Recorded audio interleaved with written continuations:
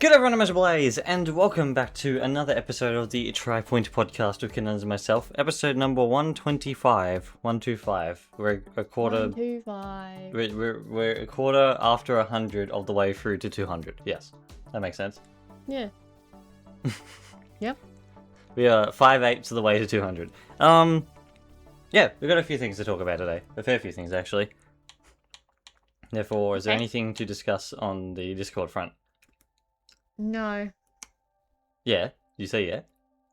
No. Oh, it came up on my screen saying you said yeah. Okay. That's alright then. Small things to speak about first, I guess, then.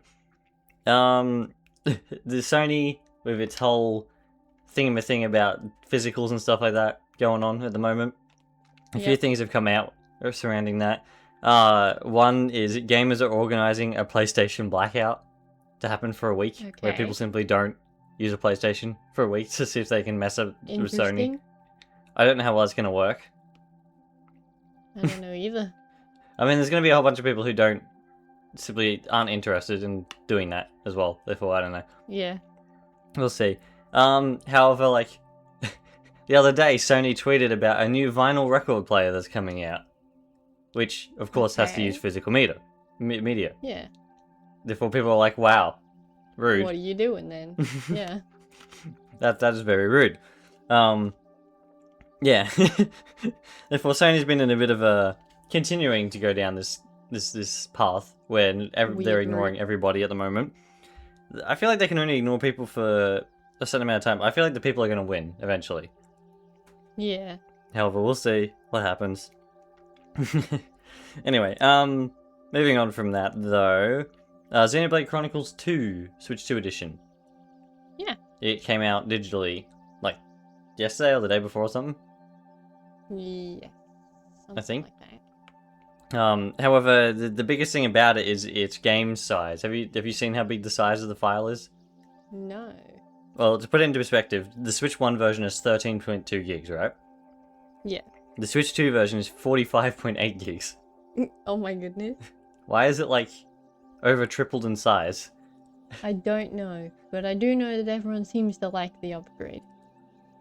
Oh, okay. That's good. Considering everything that happened with X. Poor old X. Yeah. X needs to be, fixed up. Yeah, it really does.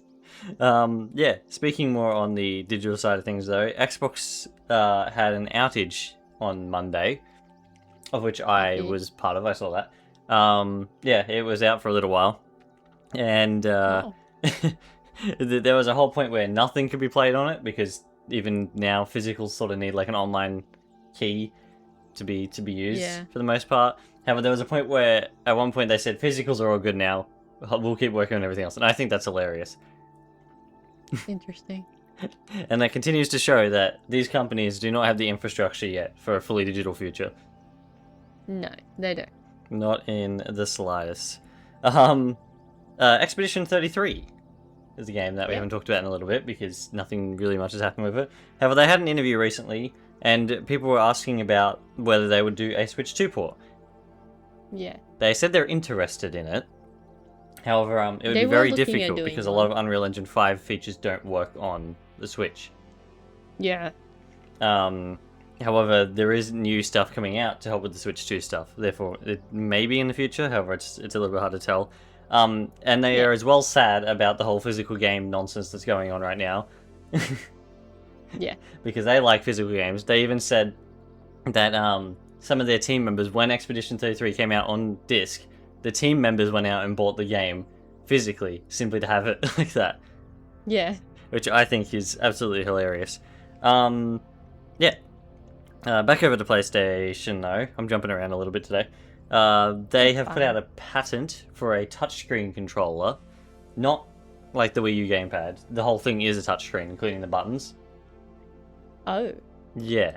And their whole thing is that it's accessible because you can move the buttons around and change how they are and everything like that. And I get that. However, the lack of feedback in a touchscreen button is... that means nothing. Yeah, exactly. It's awful. Therefore... Yeah. Yeah. And then switching back over to Microsoft once again, I'd really put everything out of order this time. Microsoft reportedly is losing about $150 on each series console that's sold I see. at the moment, and that's after their price hikes. Oh, Yeah. makes sense. Therefore, they're expecting to do more price hikes. Yep. And that simply shows you how expensive all the components are this day and age, because it's a mess at the moment. It is. It's all a over the massive place. mess. And keeping on that sort of front, Double Fine, we now know, is it's been spun off. It's its own independent studio again, as we've talked about. Yep. Unfortunately, though, consequences come with that. They have to let go of 23 staff, which is about a third of the studio. Yeah. Unfortunately, that's a lot of Makes sense. that's a lot of people for a tiny studio like that. It is. Yeah, they put out a whole thing being like, look, this is what we have to do. We don't have a Can't choice. do anything. Yeah. Yeah. Switching over to Nintendo though, Miyamoto has implied recently in an interview that the Switch 1 will be lasting a lot longer, like a lot more longer, like years down the line before it goes anywhere. I see. Yeah, sort of speaking about how like there's a lot of people with Nintendo consoles in their home, whether it be Switch 1s and 2, and they want to keep things going for both of them. If they want a high-powered console, they get a Switch 2. However, if they don't, they can play a Switch 1. And he said at the moment it's sort of a market for both. Yeah, fair enough. Yeah, that was what he was sort of saying. Yeah. And then Halo Campaign Evolved. Yep. Yeah, that came out last week. Yeah, that game. Funny enough, apparently the pre-order, the premium edition pre-order, did really well on Steam. However, the normal game hasn't done as well on Steam. I see. However, on PlayStation, Halo Campaign Evolved is the best-selling game on the entire console. What? Yeah. Okay. Which is very random.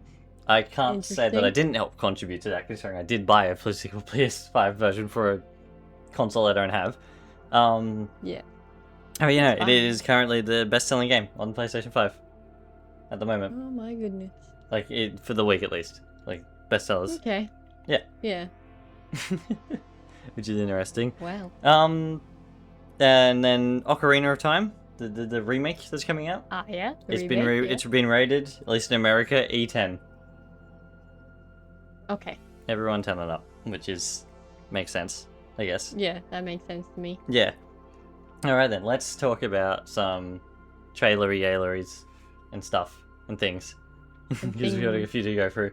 CrossWorlds is back. Yes. I keep forgetting about Once again. I'm gonna be honest. It's pretend. Because I never have time to play it. The Teenage Mutant Ninja Turtles are coming, all 4 of them as well. Yeah. I think it's interesting that they've cut in specific characters. However, some characters are like, yeah, let's put all of them in at once. Yeah, it's interesting. That's why, I really want to see who comes in with the Avatar ones, because that'll be interesting. Yeah. Yeah, who gets to be in there and who doesn't. We got all of them. They have their van. Yeah. From the show and stuff as theirs, which is neat. Yeah, I mean, it's the Ninja Turtles. They're in there. Something about them looks weird. I think it's just the CrossWorlds style messing with it. Yeah. I mean, I think it's the newer Teenage Mutant Ninja Turtles series it goes off to, I think. Oh, okay. And the way they look from that. They also just look kind of stiff, but I don't know if that's simply Yeah. just how it's meant to be, or... I don't know. It's kind of hard to tell. Yeah. They're in the game. They look funny. I really need to get back into CrossWorlds and do things, to be honest. You can go in the sewers. Yeah. Makes a whole bunch of sense. I don't know why I didn't think immediately that that's what their track would be. Yeah, the sewers in the city, it makes sense. Yeah, it makes sense. Yeah, no, it's good to see CrossWorlds continuing. And then, yeah, obviously we have more coming up in the future with, Avatar. And then we know we have the Ava one next year and all that sort of thing. Whatever else, yeah. Which is, exciting. That's probably where I'll end up back into is, I want to drive next to a big running the Ava. Stuff. Yeah. I like that sort of thing. Yeah. Anyway, moving on. Crazy Taxi. Lots of Sega things. Crazy Taxi has had a trailer specifically showing off the West Coast. Yeah. And I'll tell you what, the water in this game, They look pretty good. it looks, and the trees, like, I'm a little bit confused by the art style because some things are like goofy and cartoony, and then other things are like And realistic. then the rest of it's really realistic. Yeah. Kind of reminds me of like a GTA art style for some of the things around, and then like Yeah. you show him in the car, and it's like, Somebody pointed out in the comments that it's really realistic looking, but then when you drive over sand, it doesn't leave any tire marks. I didn't even realize that. That's such like a, either they did it on purpose or like that's such a random thing that they forgot to add. Yeah. Oh my gosh. It shows off a little bit of the missions too that you can do around the West Coast, like getting a guy to jump into the water and something to do with fishing. Well, yeah, whatever that means. Which is Fishing. really random. Holding like a whole bunch of pizzas and trying not to lose them. That's kind of funny. The greatest delivery driver. Yeah. I don't know why a taxi driver would be delivering pizzas. However, like, I guess double Maybe jobs. the delivery driver's in the taxi. Yes, that kind of ruins the point, I feel.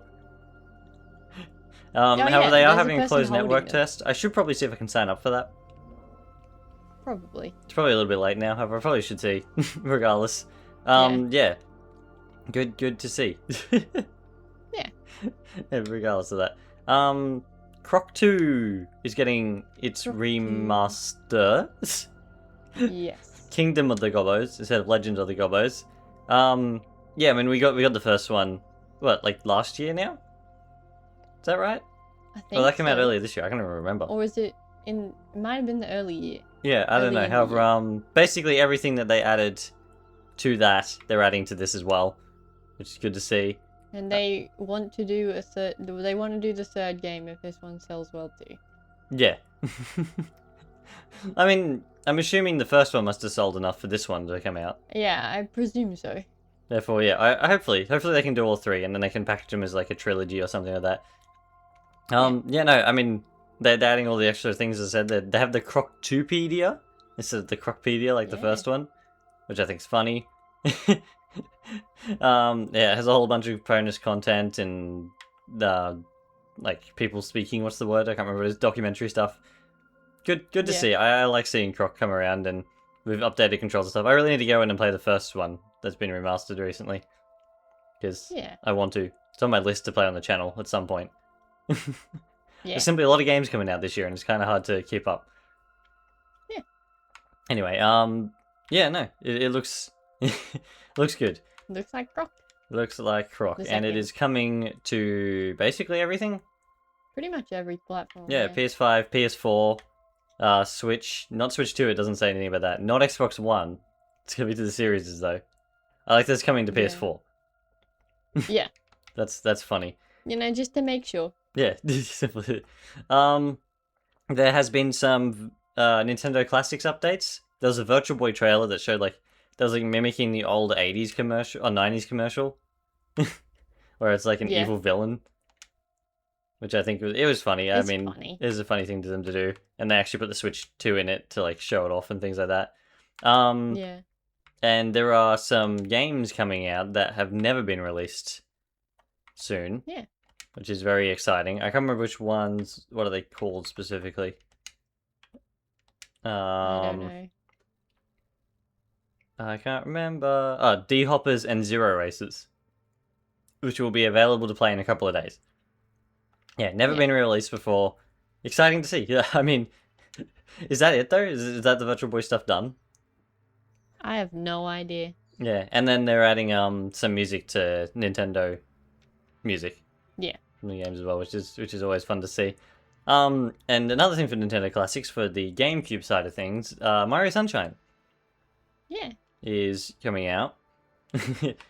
Finally. I haven't actually seen an English version trailer for this though. Neither have I. Continuing to promote the 40th anniversary of Mario Bros, which is finished. It's fine. Yeah, Sunshine's coming out on the GameCube app. It's going to be interesting though to see how many with this Mario 64 and the N64 app.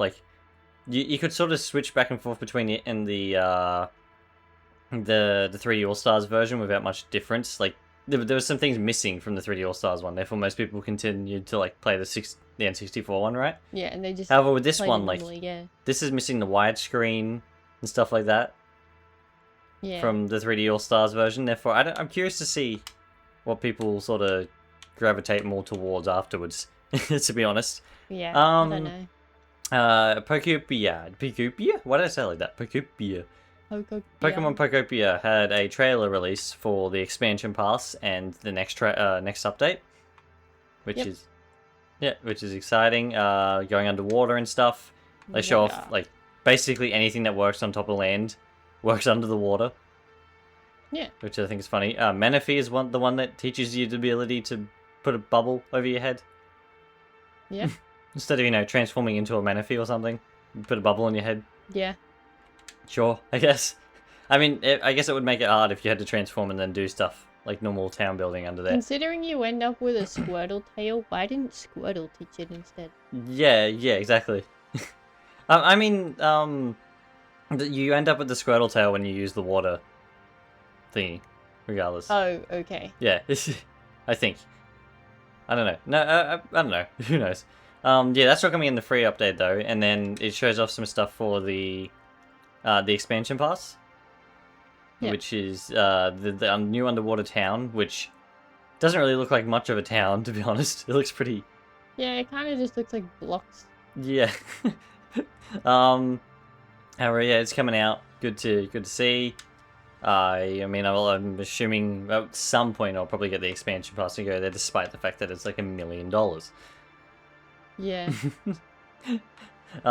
Yeah, however, that all comes out August 5th, and then they detail some other things coming in future stuff. The next expansion pass update will have costumes and things for the Pokemon, which I think is interesting. And then the third one will have another town. And I'm assuming they're going to keep updating it after that anyway, because it's popular. Well, yeah. And they can do that. Yep. Yeah. Yeah.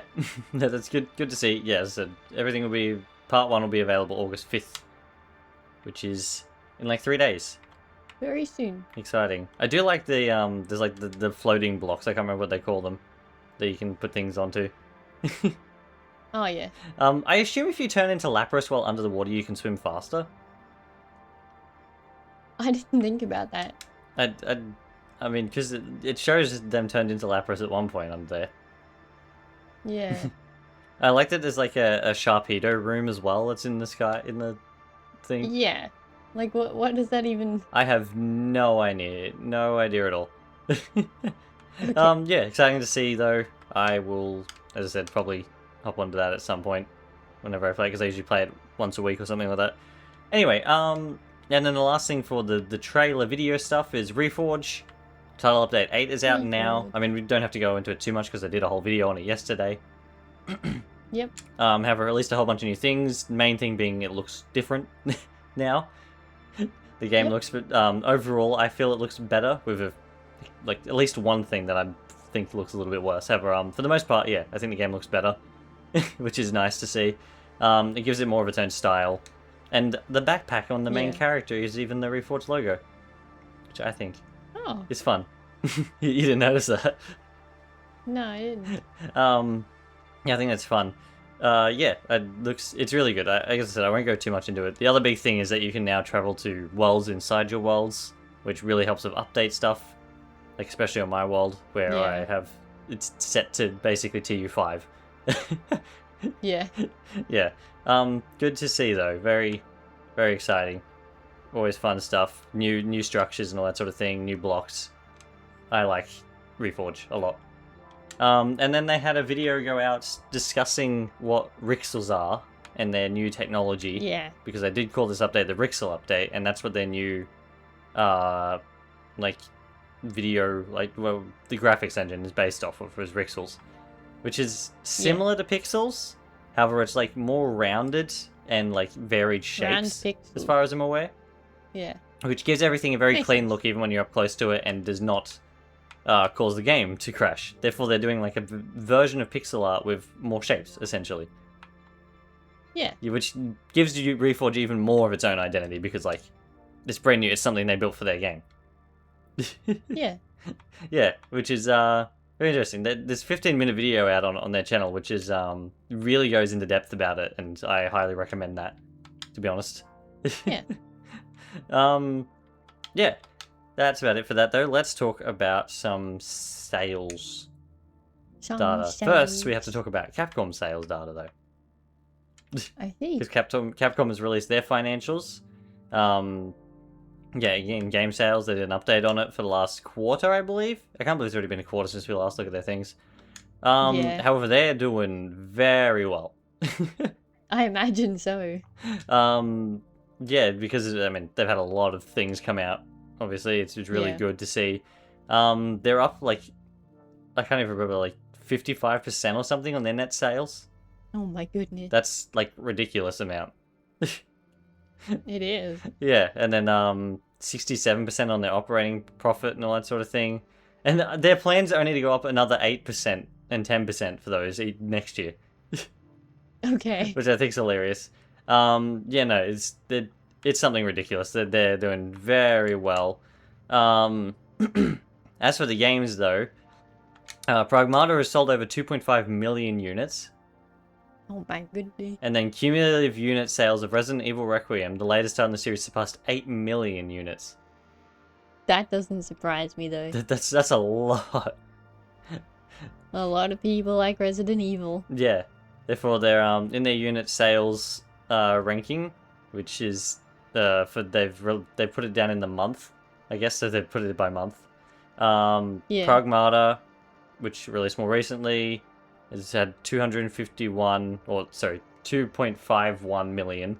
The way they've got this sort of set up, which is that's neat to see for that sort of thing. Yeah, comparing that to, like, I mean, that's the lowest on this list. However, that's a lot regardless. Even Requiem's lower than everything else in this list because they've got all the other Resident Evils and stuff. And the highest one is the highest Resident Evil is Resident Evil 2, the remake, I think. Which is 19 million. Wow. That's a lot. That is a lot. Yeah, That came out in, like, lot. 2019 apparently, which I didn't even realize. Oh. Yeah, and then, like, Monster Hunter World, which has, like, over 30 million sold. There you go. That's a lot of things. Therefore, yeah, they're very happy at the moment with their game sales. Yeah. Makes Yeah, sense. and then unit sales of all new IP, Pragmata, and catalog titles performed well, driving revenue and profit up year on year. It's gone up a lot, basically. I don't really want to break down all this profit margin stuff on here. However, it's gone up a lot. Yeah, Capcom are very Makes happy, sense. to say the Good least. for them. They should be. I mean, they've been making a lot of games and putting them out at the moment. Like, a lot. They're all over the place. Yeah, and then let's talk about the Famitsu for sales charts. We've only got the top 10 this time, not the 30 like we had last time, which I liked. However, we don't have it, upsettingly. Starting at the number 10, we have eBaseball Pro Spirit 2026. Some more sports. On the PS5. At number 9, we have Goemon's Great Gathering. I'm not going to say the rest. Okay. Which is a very long name for Nintendo Switch. After the last time where I said the whole thing. Yeah. And then at number 8 we have Minecraft for Switch. Because we always do. It went up 49% this week. It's always there somewhere. No. Which is really random. Specific. Then on Switch 2 we have eFootball Kickoff. More sports. More sports. Number 6 we have Pokopia.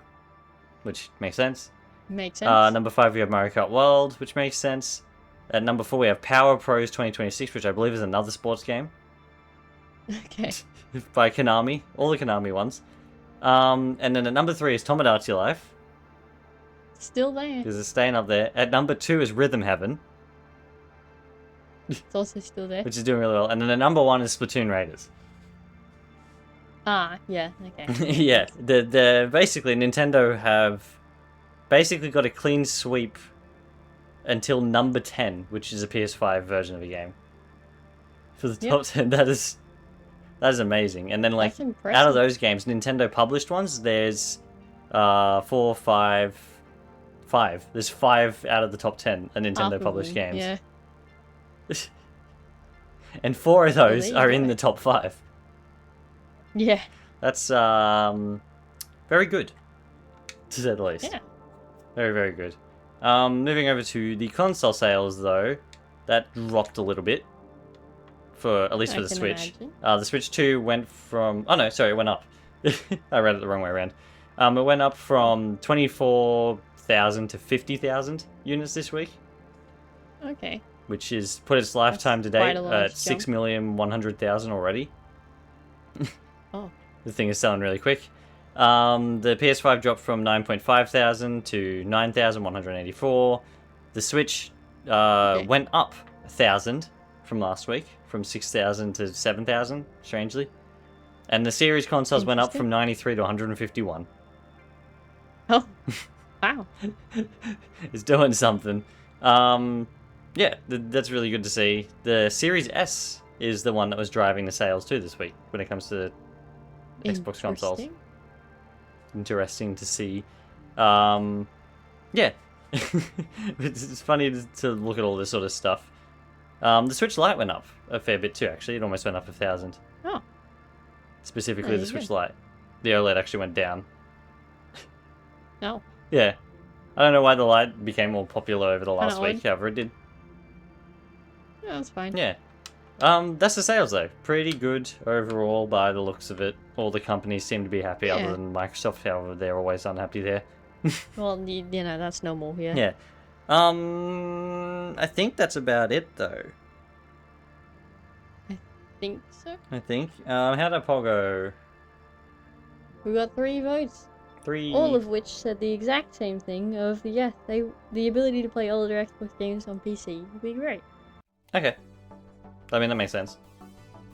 Yeah. Yeah. I guess our poll for this week could be... What Ninja Turtle are they playing as? I was going to say, would people like to see a port of Expedition 33 on Switch? Oh, yeah, that works too. I feel like that's a more out there question for most people. Yeah, probably. Yeah, that was my thought anyway. Otherwise, though, yeah, I hope everybody enjoyed this episode of the podcast. Thank you for listening, and we shall be back in the next one. Cheers, everyone. Goodbye.